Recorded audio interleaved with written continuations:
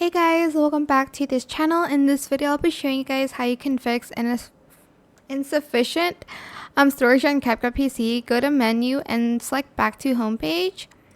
Then you're going to select the settings tab here. Go to settings again. And then here under cache, you're just going to delete cache files. And you're also going to make sure you tick remove cache files in 15 days. It doesn't remove anything.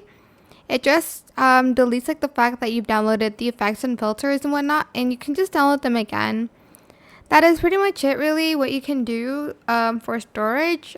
I hope this tutorial was helpful for you guys. Don't forget to like, comment, share. Also subscribe to this channel if you haven't done that already. If you have any more questions about this video, just leave it in the comment section down below.